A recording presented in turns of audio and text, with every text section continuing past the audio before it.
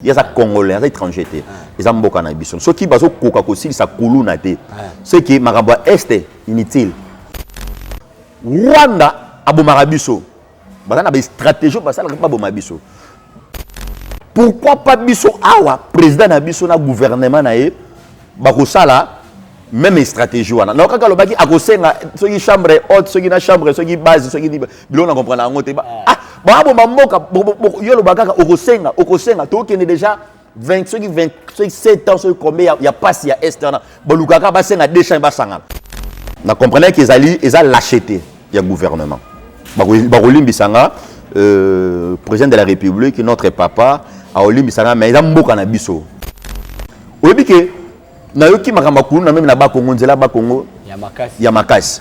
Côté le gouvernement vous a lâché. Cela veut dire bazo koka ko soit décision té.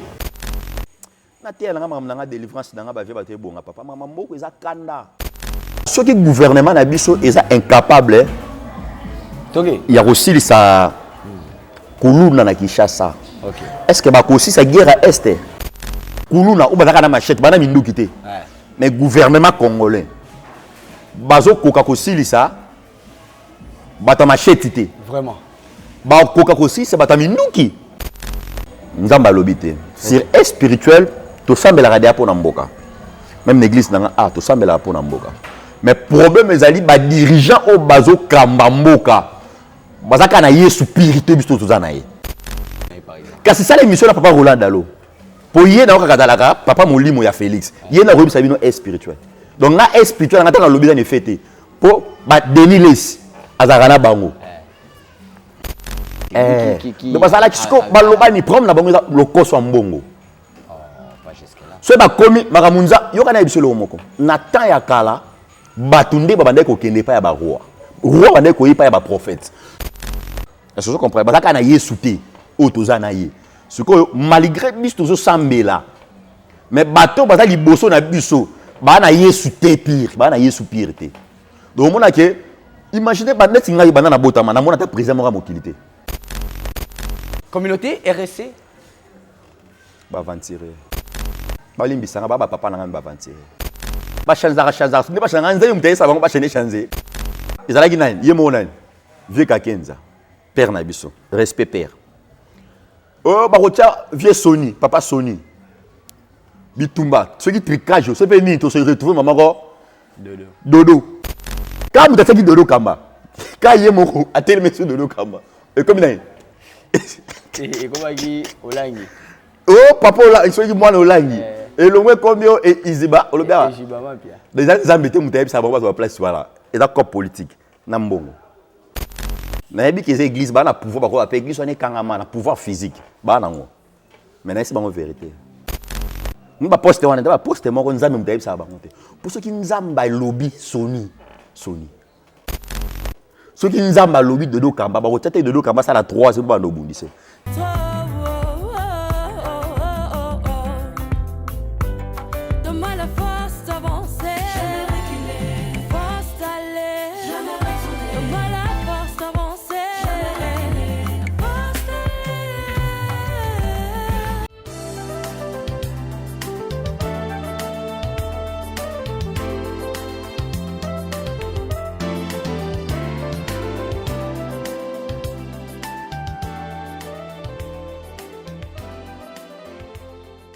Troubles du système immunitaire, chute de tension, maux de tête, fatigue, perte de poids, frigidité et diarrhée. Dites adieu aux inconforts et retrouvez une nouvelle jeunesse avec une tasse de Maxi Bien-être au quotidien. Une solution bio composée de plantes traditionnelles, 100% naturelle et reconnue pour sa vertu. Une formule adaptée pour hommes et femmes. Depuis plus de 10 ans, le Maxi Bien-être Café renforce le système immunitaire, restaure la fatigue physique, améliore le sommeil, aide à stabiliser la tension et la glycémie, nettoie les reins, soulage l'hémorroïde et la constipation.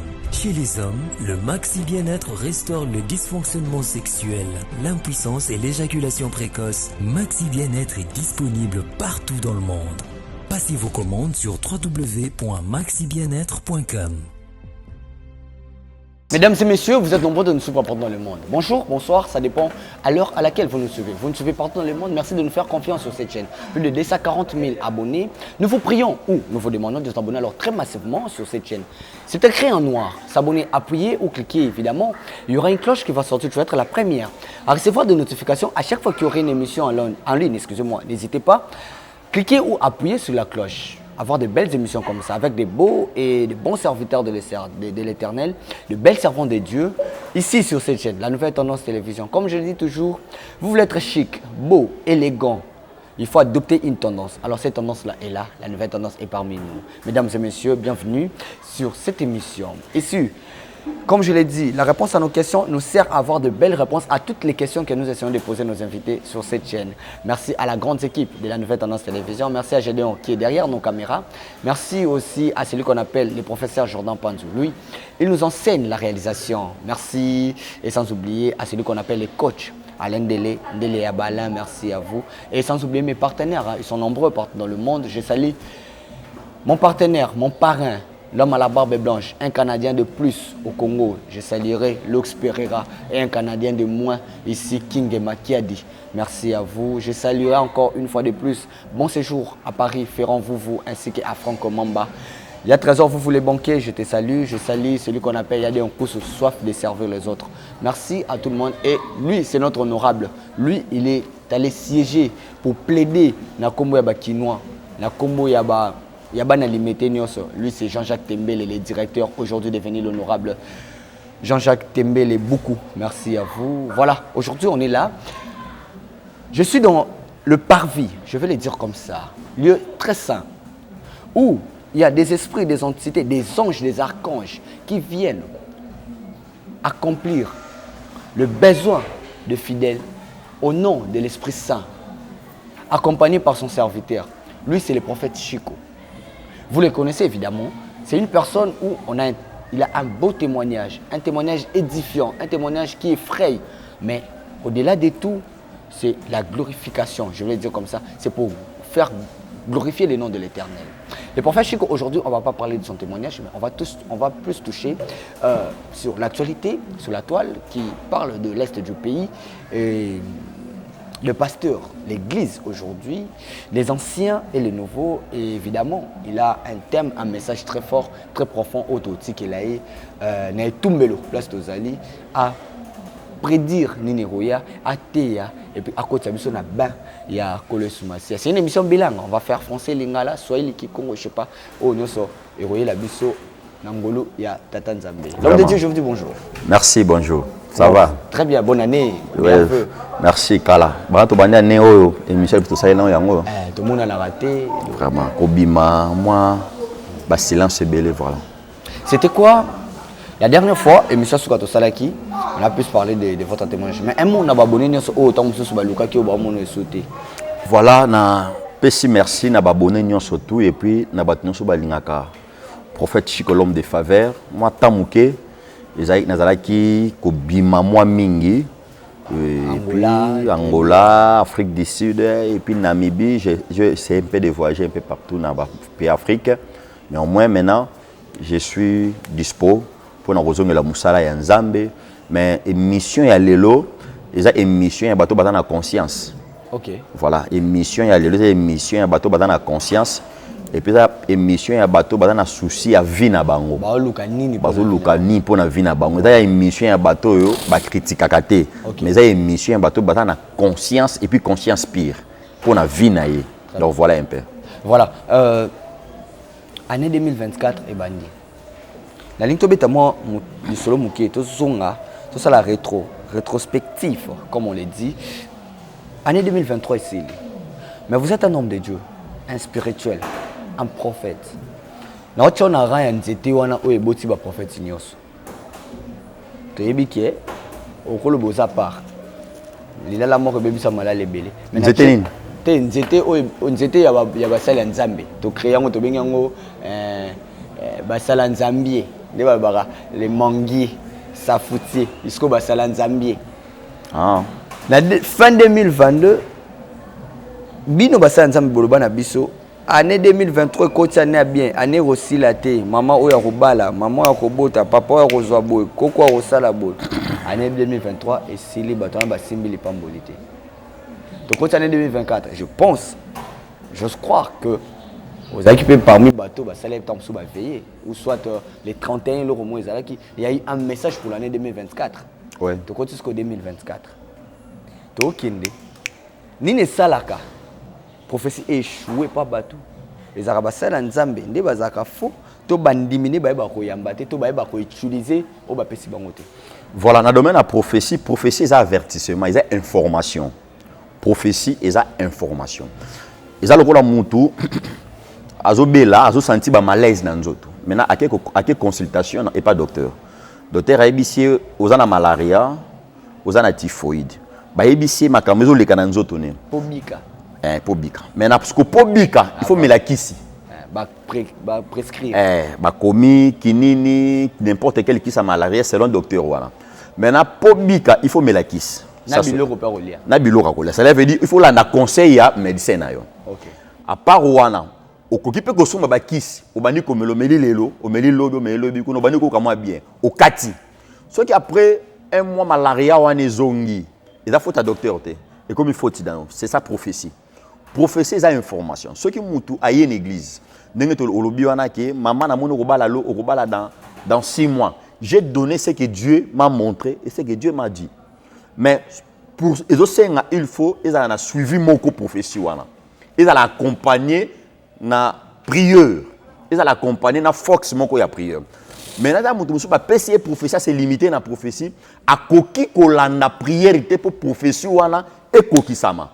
Parce que ceux qui va pécher prophétie aux liba les alliés. Cela veut dire derrière libala wana o ezali ezapena bitumba o ekolongola libala. Jean chapitre 10 verset 10.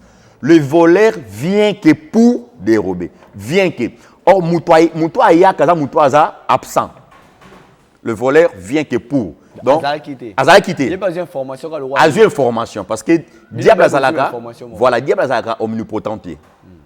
Omniprésent peut-être diable à travers une information parce que j'ai été parmi bateau ba outil na makambo ba réalité spirituelle oyebi malam.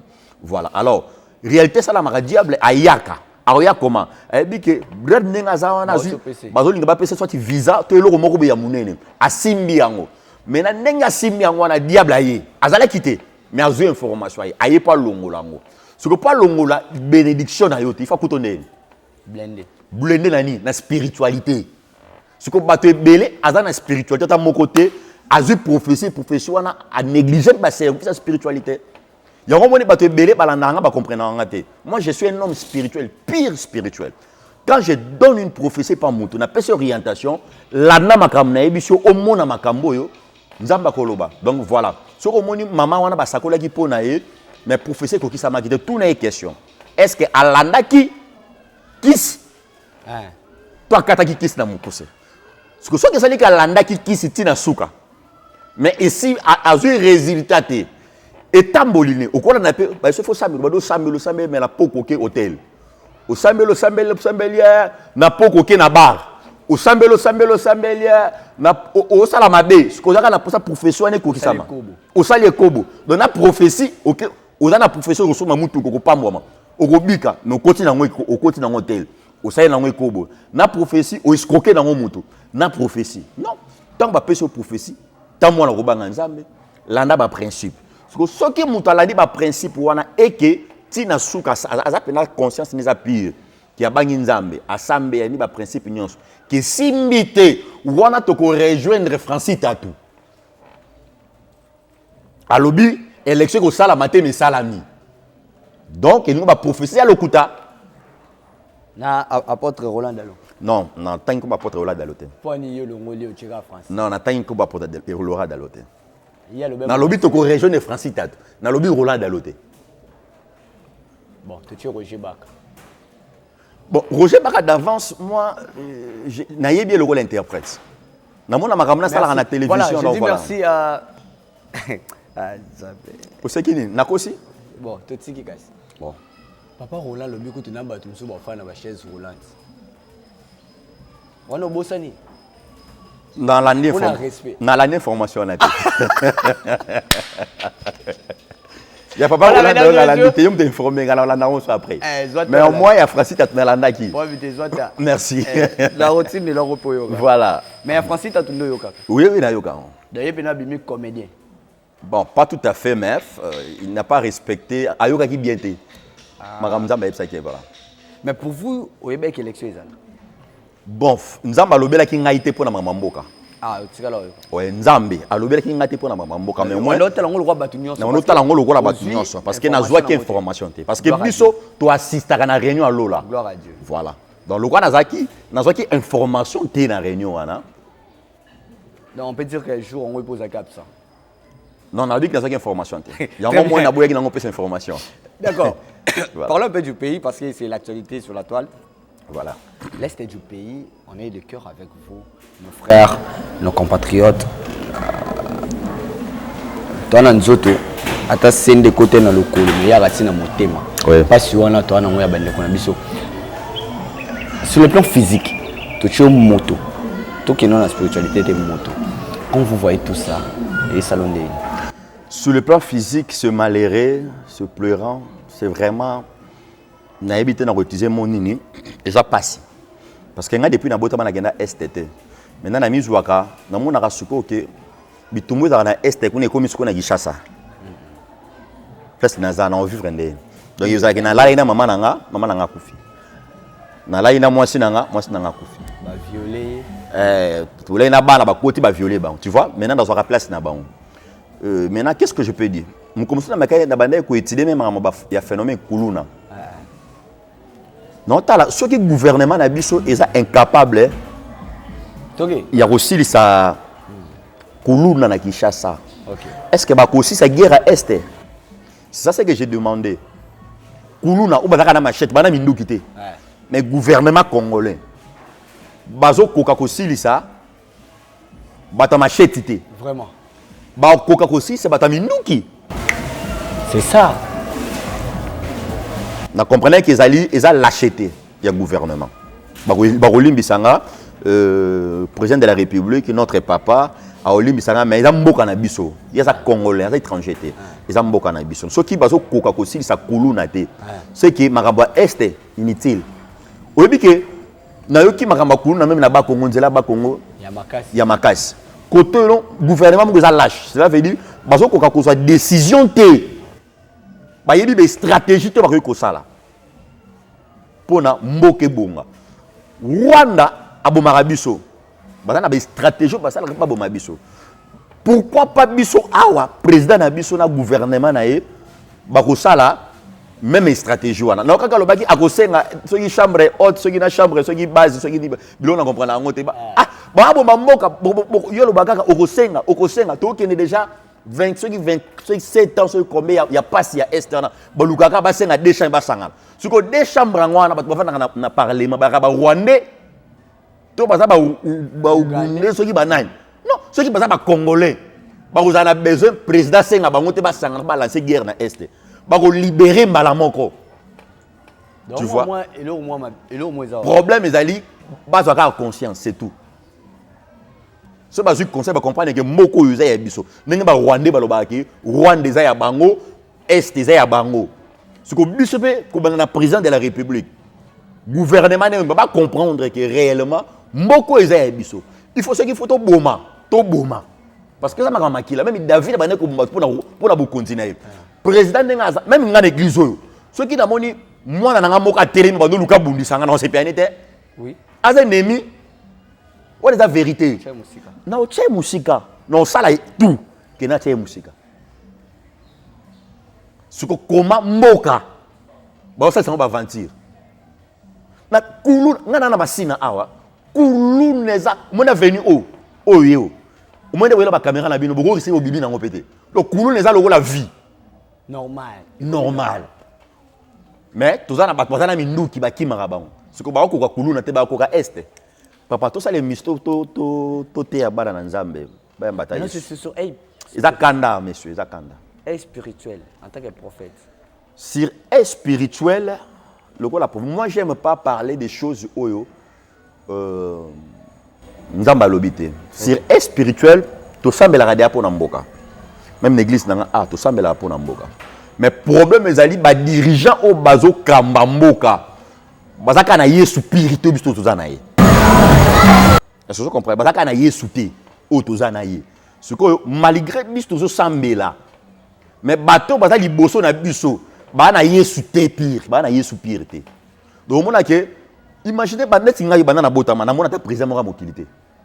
Na mona boka ne baleka na wa. Ta fachi na mona te. Na TV. Kabila. Na TV. Les pères. Na TV. Mobutu. Mobutu kutu na yele mwamuke. Est-ce que vous comprenez? Ce que ezala ba pasteur o bata ba ene na biso na makamanzambe. Ba papa na biso ba liaka na bango. Bango ne ke tu na bango na spirituel nzamba lobini. Ngate. Ah, neti papa Roland Dalo to retourna par exemple. Kasi ça l'émission na papa Roland Dalo. Pour yé na okakadalaka papa molimo ya Félix. Yé na robisa bino spirituel. Donc na spirituel ngata na lobisa ne fêter. Pour ba Denis Les azakana bango. On rappelle même Denis Les Sadaki Muto Oyo. S'il faut pas ça la prière na stade Tony à l'époque à Kabila. Donc ça la kiko baloba ni prom na bango le koso mbongo. So ba komi makamunza yoka na ebiselo moko. Na temps ya kala batunde babande ko kende pa ya ba roi. Roi bande ko yipa ya ba prophète. Si y a un problème roi est ko consulter prophète. Mais lelo ma président batika ka banda kuna bango te. Ko ba yipa ba prophète. Alors téléphone Denis Lesi. Bukangiselanga 15 pasteur boya. Mbango moso ba komika 5000 bitumba. Après le but est spirituel pour na mboka. Na te na ngama délivrance na ngaba vie ba te bonga papa mama mboko eza kanda. Communauté RSC ba aventurer. Ba limbisanga ba papa na ngamba aventurer. Et Jibama Pia évêque général et RSC. Ba chanza. Ne ba changa nzai mutayisa bango ba chene chanze. Ezalaki nani? Yemo nani? Vieux Kakenza. Père na biso. Respect père. Oh, barotia vieux Sony, papa Sony. Bitumba, ce qui tricage, c'est venu, tu se retrouves maman Dodo. Quand tu as fait Dodo Kamba, quand il est mort, à tel monsieur Dodo Kamba. Et comme il est. Et comment il dit Olangi? Oh, papa, il soit moi Olangi. Et le moins comme et Iziba, on le bien. Les gens ont mis Moutaïb, ça va pas sur place, voilà. Et d'accord politique. Nambongo. Nayebi que les églises ba na pouvoir ba ko église on est kangama na pouvoir physique ba nango mais na c'est ba vérité mba poste wana ba poste moko nzambe mutayi sa ba monter pour ceux qui nzamba lobby Sony ceux qui nzamba lobby Dodo Kamba ba ko tete Dodo Kamba ça la 3 c'est ba no bundise les nzambe ne alobaka prophète Chiko so banisco zo bitumba na ba père spirituel na ba nani non le moins la page voilà non le moins la page à père spirituel. Père spirituel nous. Oh. Ah voilà, on a l'obété les solos. Na lobby longwa na page wana. Bitumba titi obimika molo. Ah ozawa. Na ne tumbelo babenga ngo parvi. C'est que page wana on répondre té. Dans page ya père spirituel on répondre té. C'est important d'avoir un père. Aux informations. C'est important d'avoir un père spirituel. Bon bah tout ça benga on va perdre la foi. Père spirituel, père de la foi. C'est mon père spirituel. C'est lui qui m'a introduit dans le monde spirituel. Ah, ok. Mais il peut devenir un combat pour les autres. Je n'ai évité. Non, évité. Mesdames et messieurs, on est là avec le prophète Chico. Merci beaucoup. On va parler maintenant sur la délivrance. Oui. Comment briser la malédiction générationnelle? Comment briser la malédiction? La première des choses, c'est d'abord la malédiction. D'où vient la malédiction? Malédiction, il y a 4 choses. Dans mon cul, tu as na mal, tu as na bene. Mal, bene. Ou soit tu es béni, ou soit tu es maudit. Déjà automatique. Moutoua naza béni, moutoua naza maudit. Donc, ce que vous avez maudit, vous avez maudit. Vous avez béni, vous avez maudit. Maintenant, d'où vient la malédiction? Voilà. Maintenant, malédiction, ils ont un souhait. Souhait. Na talio, na banu ko ka posa na la kelo mabe. Muta ko ki ko la kela mutu mabe to ce qui souhait wana ezate. Malédiction, ils ont un souhait, souhait et ko libérer parole. Souhait après est libérer parole. Parole et latine. Mais la parole, on a vu là, tu fais la parole, où ils ont accompagné la puissance négative. Yo, on a maudit. Mutu ça ko appelle laquelle mutu mabe amona mutu zo mata yo moku to laquelle mutu mabe okufi tiki yera na gloire. Donc lui comme maloba na yo bimisaki ils ana influence liboso ya mutu yo laquelle mabe. Tu vois? Donc malédiction ali souhait après souhait ko ya maloba ebimi. Maintenant maloba wana il faut accompagner na puissance négative. Maintenant, puissance wana négatif ne ekokene vers la destination. Ya muto ba laquelle mabe pour épée ça accomplissement ya malédiction.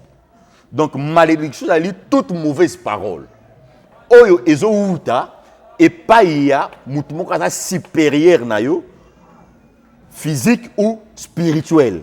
À cause de la supérieur na yo physique mais spirituel yo za mukolo na ye. Donc malédiction ne ko za na effet. Tu vois. Akoyi pe kozala mukolo na yo, leki na yo na nzoto tout bois âge mais na mukolo à la spiritualité. Dès qu'il a lancé malédiction, il y a une influence. Mais pour malédiction wana ezala na influence. Pour malédiction ezala na influence, il faut écouter à cause. Il faut écouter à cause. Ce qui écoute cause ezu effet. Ne batte belé lelo. Oyo bazo tambo na moki bazala ba malédiction. Dezana azo vivre vie na yete. Mingi bakena même ba poto dans les États-Unis, Londres, partout dans le monde entier. Azo vivre vie na été. Imaginez muta longwa na Kinshasa na Brazzaville na pays na moko na bon en Afrique. To a longue place moko a voyager quelque part pour aluka pour abongisa vie na ye na ya mwasi na ye na ya bana na bango na famille na bango. Mais a komi kuna e bana kota na mboka wana échec. Cela veut dire ya zakuna mais bacha échec total na kata vie na ye mutu moko alaka kamabe. Exemple, mutu akena na poto na lota kata na Kinshasa. En France, en États-Unis, Londres, parti par là. Mais à l'autre kata na Kinshasa, adabe na Kinshasa awa. Mais abima pe déjà na famille na bango. Mais à l'autre kaka ndoto ka zongi na ndaku ya bapa, ya bapara. Donc mutu nyonso wazo azolota déjà ndoto ki abima na ndaka bapara, mais à l'autre kaka ndoto aketa la bapara. Ndeko mo ka bisenga bi prophète, na l'autre kaka na zo sokola na douche na biso. Mais à États-Unis. Dans l'autre cas, on a la maman Nabiso. En États-Unis. Ils sont en États-Unis, mais l'esprit, et l'on dit que ça, et pas la bino na Congo, ton na Brazzaville, ton Afrique, chaque jour. Ton aux en Afrique, mon bima, aux na lemba, au loin na lemba, ok? Exemple bandal. Mais l'autre cas, l'autre côté la maman na bino na lemba. Babengi yango malédiction, babengi yango malédiction par la réclamation. C'est-à-dire réclamation moko terrible. Bazo réclamer yo mutu abongo ko mona vie na ye. Abana kukuta na ba échec. Donc voilà malédiction. Malédiction elle souhait ko bota parole les accompagner la puissance et puis et latin zoto. Quand balbara mutaloka kufa. Ouais. C'est-à-dire que yo ko bongaka esouté. Est-ce que la personne ninga koti tukunda akena une sozaki na ngopona yo beaucoup déclencher des délivrances dans notre mutabongo au mutaloka de akufa. Est-ce biblique t'es? Bible yango. Tu peux avoir une vexée biblique où le bible mutaloka akufa. Eza ba langage quinois. Na Brazzaville les a raté langage, on Angola peut a raté. En Afrique, eza ba bilo mo ba quinois ba créer. Mutaloka akufa. Très bien, merci beaucoup. Alors on va prendre on a pris beaucoup de temps pour parler. Voilà. On va vous laisser le temps. Il y a qu'à exhorter le peuple de Dieu. Merci, Brad. Et tout, merci d'être avec vous sur ce plateau. Le numéro de l'homme de Dieu, le prophète Chico, est affiché. Voilà. Vous allez appeler pour moi. Je vous dis déjà merci. On se retrouve prochainement pour un nouveau numéro. Notre deuxième partie, où on va être maintenant dans Kati Bonzambe avec le prophète Chico, est là. Suivons ensemble. Pour les personnes qui sont empoisonnées, moi j'ai été empoisonné par des amis délimités. Je ne savais pas. Si j'avais ces produits, j'ai souffert 6 mois. Tout ça, ça ne fonctionnait pas. Maintenant avec ça, c'est l'arrêt de la propagation des toxines ou du poison dans la circulation sanguine. Ça s'arrête. Vous devez maintenant détoxifier votre corps, c'est-à-dire faire sortir par la sueur, par les urines, par la défécation, et par bien d'autres moyens que Dieu a prévus, ces produits viendront maintenant localiser là où le poison est à forte dose ou à forte concentration, pour les prendre et l'évacuer dehors pour que vous soyez guéri à un temps record. Ici, il y a aussi une prévention. C'est-à-dire que nous qui œuvrons dans le domaine médiatique, trop de jalousie, chacun pour ennemi les gens de sa propre famille aujourd'hui. Si tu penses que tu travailles dans un milieu ambiant, comme les bureaux gouvernementaux, ce sont des bureaux compliqués. Avant de sortir, vous le prenez, pile, cuillerez, vous partez. Tout ce que vous allez ramasser, tu pars même regarder même celui qui a assassiné votre papa. Tu vas même saluer la personne qui avait tué votre papa par le poison. Je vais te dire bonjour, lui il ne comprend rien. Tu es déjà bien sécurisé. Bien-aimé dans le Seigneur, merci pour le moment Oyo. Je crois que tu as une explication sur la malédiction. Bien-aimé, malédiction est pour nous. Malédiction, et ça la pays où malédiction est contactée. Au cas où la outil qui chasse aucun États-Unis, mais malédiction et qu'on l'a pour malédiction dans la frontière. N'a pas d'accord que dans le monde tozali, soit tozali maudit, soit tozali béni. Tous avec ces bibliques, avant de continuer ma ramususu, na lingi to tanga pisom, na sengi na mutua zo la nanga lelo, mutua ko na conscience, mutua ko lobate ke na benga ka ba prophète ngo mona bo bengie, elo ka malonga te non. Na sali émission o na chair na ngai, esika nzambe abenga na musala o. Ozomona ndenge na tiki mandef. Dans la retraite, je suis dans la présence de Dieu. Et dans 2023, et si 2024, tu consommes déjà 40 jours. Toujours kende. Sois conscience. Afin que dans février, dans mois, année, tu allez Zamba visiter. Tout en pissom. Sharamando Sakara Bradaya. Iraba Chandere Manarabro Shaka. Nalingi papo doze mke, o doze fono mke. Psalm 109. Psalm 109 verset 17. Voilà, Psalm 109 verset 17, Natangi Bible. Bible. Il aimait la malédiction car il tombait sur lui. Il ne se pleut pas à la bénédiction, qu'elle s'éloigne de lui. Qu'il revête la malédiction comme son vêtement. Nabandeli. Il aimait la malédiction qu'il tombe sur lui. Il ne se pleut pas à la malédiction. À la bénédiction. Yé alingaka malédiction. Deuxième forme que yé alingaka malédiction et quoi ya likolo na yé a sepelaka na bénédiction te. Et puis alataka malédiction lokola bilamba. Nani alataka malédiction lokola bilamba. Eza muto ba lobeli mabe. Na bande ko lobake malédiction eza souhait. Ezo utana souhait. Eza la mutu moko alingi yo obongate. Eza déjà souhait a sepeli obongate. Ndenge a sepeli obongate, réalité ne ko salama akobimisa maloba. Maloba wana ekozala accompagner na puissance. Yango moni malédiction ezali toute mauvaise parole, mais o eza accompagner na puissance moko négatif. Bato belé bato vivre ba puissance moko négatif. On remarque que muto aza na se ya malédiction, muto azo vivre na se ya malédiction. Na kati ya malédiction, muto azo vivre na se ya malédiction, première signe na ya malédiction, ako vivre ba perte. Po yeba ke oza na se ya malédiction, okobana ko constater première signe, oko constater ozo travailler na ba perte. Yango moni avant na ba émission na saki journaliste na saki na lobby émission nazo sala nazana besoin ya bato ba ko landa yango partout dans le monde ezala bato bazana conscience bato bazana souci ya ba vie na bango ezala bato azo landa talo ba ke ba prophète bazala ka bongo. Tu peux tomber na 9 prophètes à mabe mais 10e a sauvé vie na yo. 10e a sauvé vie na yo. Bible lobi na bwaki li pananga na mai mais na yebite mukoni na ko sala nini na ko zwa yango. Or ce que mutabwa ki li panama li panane ego bima ya ko pola a ko récupérer yango te. Pourquoi qu'on récupérer yango te? Parce que ba mbisi ba ko lia yango. Bien le même Bible lobi na bwa ki li pananga na mai. Na lingina yebiso loko moko. Au décourageant même mekaka ko benga l'homme de faveur. Pourquoi benga l'homme de faveur? Mutu nyo surtout oya azana ba difficulté. O azo vivre souffrance. Ce qui a benga oya suki sama oya lemba.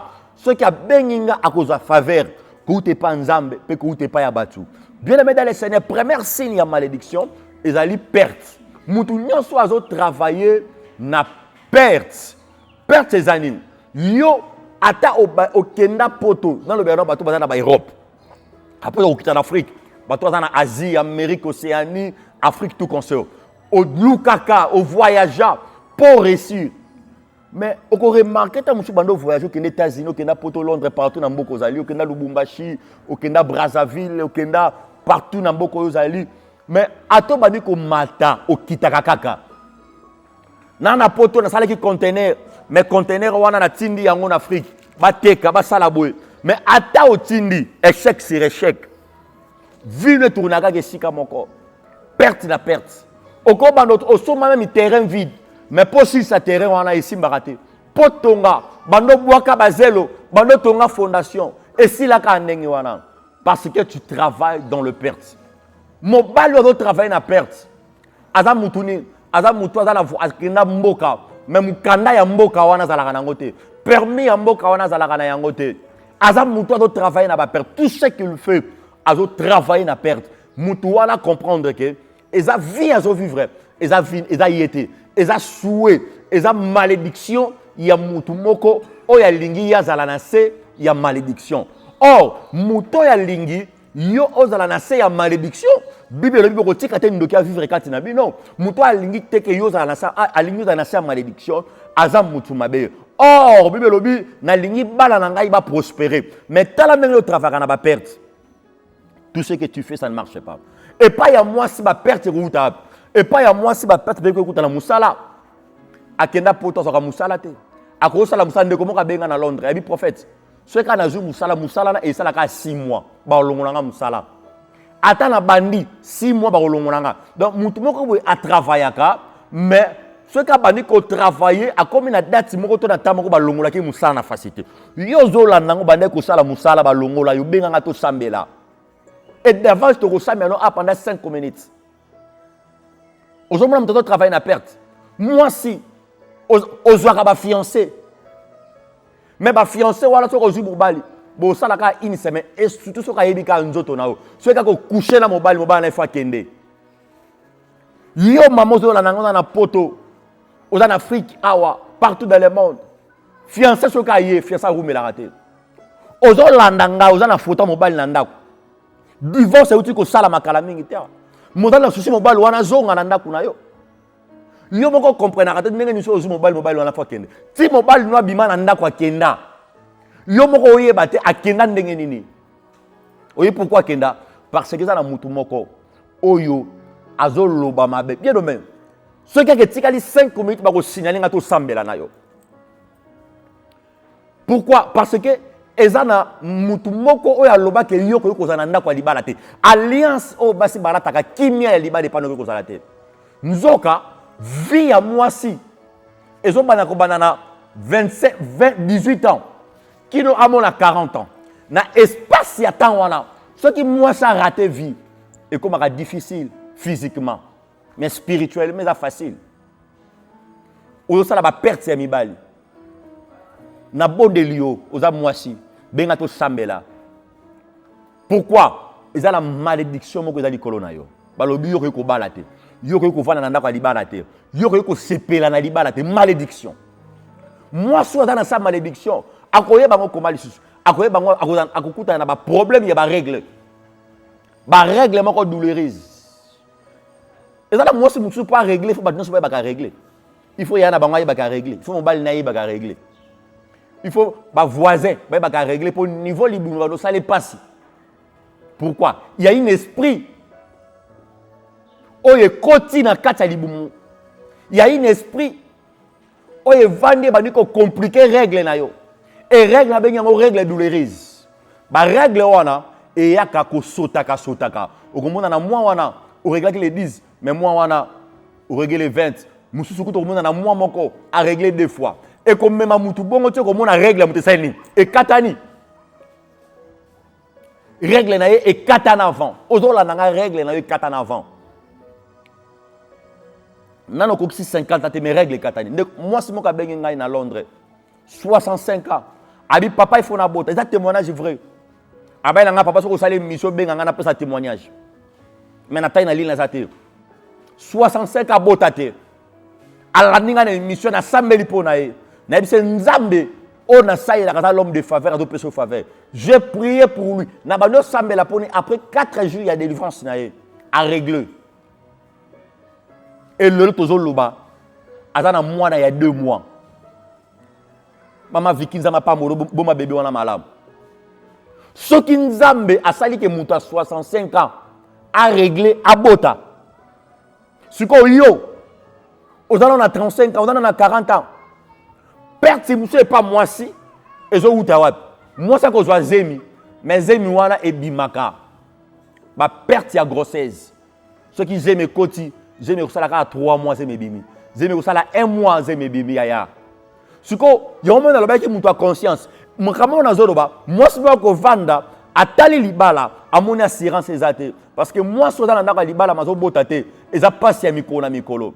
Mais na yebi ko benga ki déjà ba prophète ou assistant déjà na service ba prophète ebele. O tindela bango ba offrande, mon mona elo côté. O tindela ba prophète ba mbongo, ba lobano ko bota o lemba. Je suis venu de Eponayo. Bibelobi, venez à moi vous tous qui êtes fatigués. Chargez, je vous donnerai du repos. Tu es fatigué na ba offrande. Attention, il y avait une femme dans la Bible, à ça qui peut pertinent au salaki. Mais, à ce qui décision, à ce qui conscience. Abi, si seulement j'ai touché, ceux qui ont simbi. Est-ce que yo kolo babongo que ceux qui ont bengi prophète Chico, vie n'a pas changé. Dans un que ceux qui ont 5 minutes, Régé signalé à poto sambela. Tu vois, moi sur la dose zemi mais zemi et bima, zemi et bima.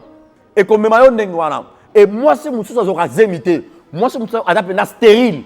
Azobota te zemi yakate. Ma belle na yeme saka mwana te. Libumu na yeme makate. Azo travailler na perte. Or biologie que moi si na mba ba ko sanga na ba ko multiplier. Tu vois? Mutu abongo azobota te à comprendre que azana se ya malédiction. Déjà la mutu moko oya lobaka kombo na yo. Que Solange ko bota te, Fifi ko bota te, yo ko sala boete, yo ko bonga te.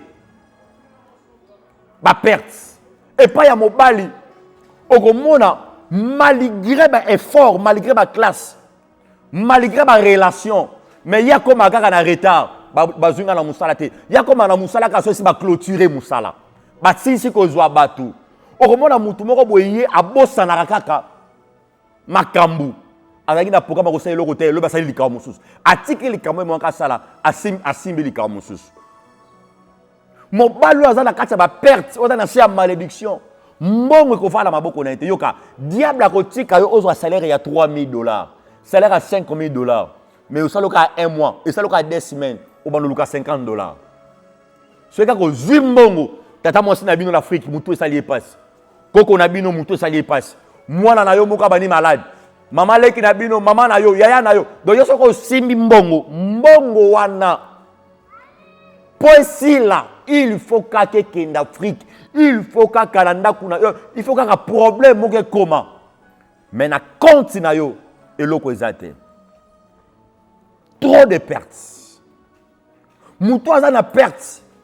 A ko vivre instabilité na totalité, na santé na ye, ba maladie compliquée. Okomona ozola nanga oyoka kabiloko etambola ko na mutu. Obanda kolota bandoto, mais bandoto wana ekima. Mutoyo azana se ya malédiction. A notre travail na ba perte. A balukaka et sikamoko. Dans le deuxième point, il y a ba perte. Phénomène femme et mari de nuit. On est allé domaine nanga et dans mon journée ça c'est qui. Je ne peux pas passer sans dans le phénomène femme et mari de nuit. Parce que natanga yango pendant 5 ans. Natanga classe il y a phénomène femme et mari de nuit pendant 5 ans dans la sirène des eaux. Et bobo sanate ba tebele ba yebi témoignage nanga. Kota na ba chaîne, luka na ba chaîne ya YouTube même na chaîne otozali. Okomona premier témoignage nanga, oko comprendre o naza, deuxième et troisième. Tu vois? Mouton azali na malédiction, akobana ko vivre phénomène femme et mari de nuit. Or phénomène femme et mari de nuit et yaka ko kotisa auto bengi ba maladie à tout genre. Maladie à tout genre ezali. Yo mutu moko obela ka maladie à diabète. bato ebele bakanisa ke po ayeba kazali na mari de nuit to pe femme de nuit il faut alala na butu aloti ndoto kazo coucher na mwasi to na mobali non ko lala na butu loti ozo coucher na mobali to na mwasi to bengi yango dali ba première signe mais tant déjà au côté la maladie à tout genre maladie lokola tuberculose ezali ba maladie source nango eutaka na mari de nuit to pe femme de nuit ozala maladie à diabète source nango ezali phénomène femme et mari de nuit ozala maladie à sucre source nango ezali phénomène femme et mari de nuit ozala maladie à cancer des seins cancer de peau ozala maladie à cancer des sang ozala maladie à sida ya kindoki o comprenez te ozwa sida mais mobali ozala na sida te mwasi ozala na sida te oboti mwana bimi na sida te mais ils ont na sida tu vois ozala maladie à sida source ya maladie à sida ezali phénomène femme et mari de nuit yango moni mais ba médecin ba comprendre rango te ba maladie moko okaka biloko etambola ko na mutu olalaka na butu molotaka na ndako no lokola biloko lobaka na moi ozala bien mais na butu pongi ezalaka te ezali ba signe ya phénomène femme mari de nuit mutu ozo kuta na makambo okobenga to sambeli et na ba signe mususu ya phénomène femme mari de nuit pa ya mwasi okomona ba infection okomona mwasi ba perte blanche ici la raté le lot infection l'obi infection l'obi infection aussi symbole ba infection ba perte blanche mwasi mususu okoyeba na phénomène femme mari de nuit okomona alala kana butu azolo tazana fête moko to be mobali okendaki fête moko ozana kati ya zamba moko olotaka bandoto moko bazolanda yo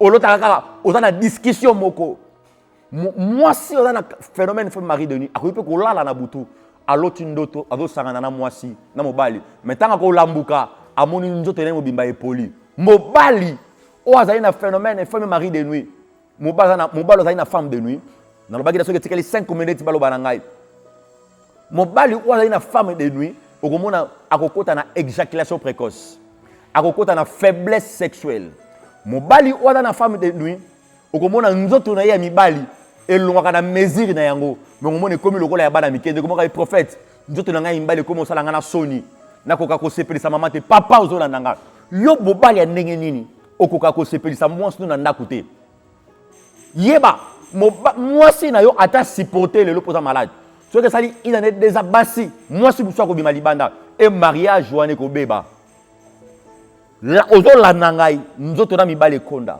faiblesse sexuelle éjaculation précoce hémorroïde vanda nalingi tochambela je parlais sur la malédiction et na basi mususu po bakazali na mari de nuit soki kaka lai na mobali nefa kende asalaka ba perte ya mibali bakendaka ba fiancé nalingi tobondela nzambe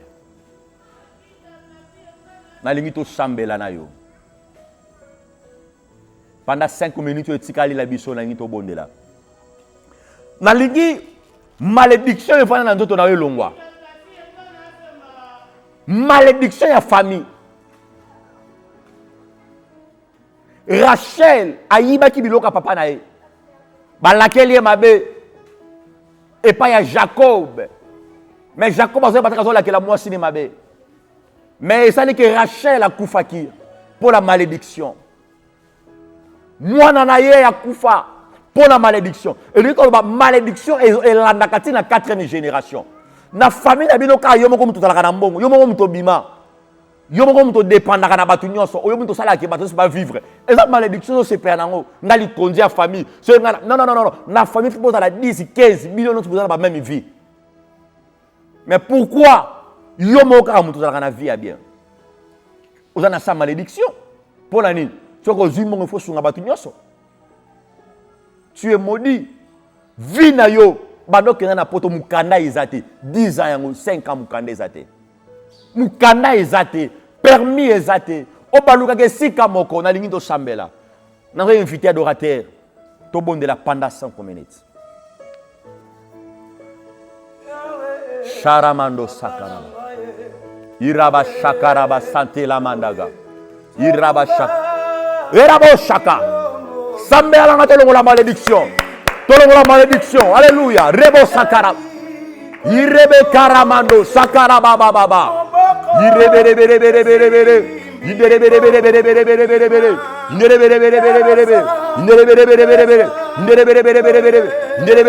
Shakarabaraba. Sakarabandogo. Raba Sakarabago. Irebe chanter. Au nom de Jésus. Yoka tozo sambela. Ndeko nyonso azolanda biso. Tozo ebisa nzambe. Malédiction. Oye kanga ya botate. Oye kanga ye azo musala te. Oye kanga ya vivre kaba malédiction faiblesse sexuelle. To bani ko longo na kombo na esprit. Na kombo na Yesu mansa volume. Na kombo na Yesu. Na kombo na Yesu. Riberebere shakara. E rama sakala mando. Ikaraba sakala brakalema. Indereberebereberega. Robo bobo bobo. E raba sakara managa. Indereberebereberega. Indereberebereberega. Indereberebereberega. E raba bara. Na kombo na Yesu. Na kombo na Yesu. Na kombo na Yesu. Nguya nyoso ya masque de VS au nom de Jésus. Rabababa. Robo bobo bobo. Inderebereberebere. E reberebereberega. Nguya nyoso ya malédiction au nom de Yoka, ezala mwasi mususu, azala beauté, azala kitoko. Mais mibali balingaka ete. Akokisi eza 35 ans, mibali balingaka ete. 40 ans, mibali balingaka ete. Ye moko kuta komi ko luka mbongo pesa mibali po mibali balinga ye. Asoyi même biloka libala komi ko timide mibali na mbongo na ye. Oh, nzoka mobali nde fa epa ya mwasi. Tozo sambela, mwasi ya bongo azala masque de veste. Toza bisa nzambe, mwasi nyonso. Ozo na biso na monde entier. Tanga ko benga biso, lo sambo tozo sala. Ekote pa na ye, elongola masque de veste. Bada ko longola masque de veste. Na kombo na Yesu, nazo longola masque de veste. Yande ko mwasi, ozo la nanga, yande ko mobali. Au nom de Bana biso l'adoration, reba sata pendant 2 minutes tikena yango. Ramasaka. Tikalipo. Erabasante Marabaka Shekaramando Sukarabaka Labrada Erabasante Iramanda Sakarabaga Irabasakaramandago Erabasakara Lilita Etikali Polele Irebosaka Masia Irabosakaramande Karamaya Karaba Robo Shaka, Oyo Nyoso, Eku, Yerabo Sakaramanda. Au nom de Yoka, tozo bebi sa fox non surtout ya mari de nuit. Mari de nuit na vie à moto, akosala ke moi sa balate. Mari de nuit na vie à moto, akosala ke na ndaku wana. Yoka na ebiso. Na ba ko na mate ya te. Na mari eza ba couple musu ba swana na tongo. Ba swani na midi. Qui mien na libala on ezali mari de nuit. Mari ne peut femme de nuit. Ceux qui à côté na kati ya couple, à ça qui vit à couple dans la malheureux. Mouton dans la malheureux. Tout ça bébé c'est pas mari de nuit pendant 30 secondes. Tu vas dire que ça alléluia. Rabasakaramanu. Ndebelebelebele. Ndarabarabara. Ndebelebelebele. Robo bobo bobo. Ndebelebelebele. Ndebelebelebele. Au nom de Tika Kolo Yesu. Apambola yo mutola ndinga na baki ne bandeli que émission o eza émission dans la conscience. Numéro nanga ezali plus 243 plus 243 999 plus 243 999. Cela veut dire au 999 37 69 79 dans le but plus 243 999 37 69 79. Na yebi ko betsami libaku mingi pa ba prophète à lokoso mbongo ba balingaka mbongo ceux qui pesi mbongo po yambe na téléphone et comme il passe ko yambe li susute ko lembate. Je suis l'homme de faveur. Ceux qui mutaye pa na ngazo ka faveur ko ute pa ya nzambe na bondelio benga to sambela na équipe mobimba ya intercession o sambela ka pona bakaya batu mari de nous tumise ko longwa faiblesse sexuelle ko longwa ozala poma mukanda ko za mukanda maladie wana na tangi wana ba maladie compliquée ozala mwana na ko ya maladie ndeke ozala mwana na yo azalaki na ye bien madeko ko la bien maloba ka lisusuté ozala mwana muso abotami bien mais ozolo ba lisusuté ozala ba kamoko compliqué o sanisi spiritualité bengangai plus 243 999 37 69 79. Je suis l'homme de faveur, le révérend prophète Chiko Chembo, église ezali maison de faveur. Tika Kolo, apambola bi na monde entier, nazo c'est la bapel na yo, to sambela na yo. Bye. Merci. Alléluia. Zambe na Abrahama, Isaka na Yakobo, olongisaki Daniele na libula bakosi.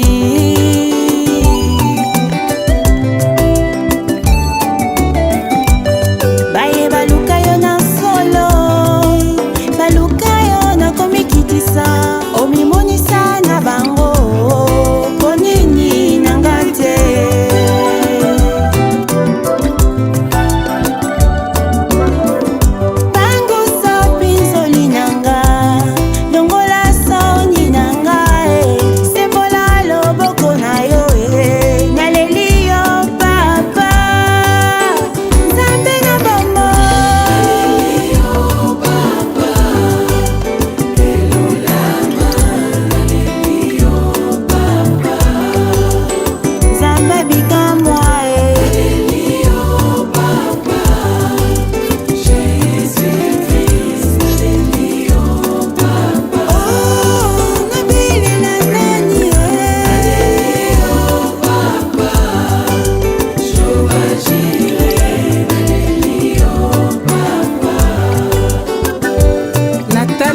Nzambe oyo bongwanaka te, yoka kolela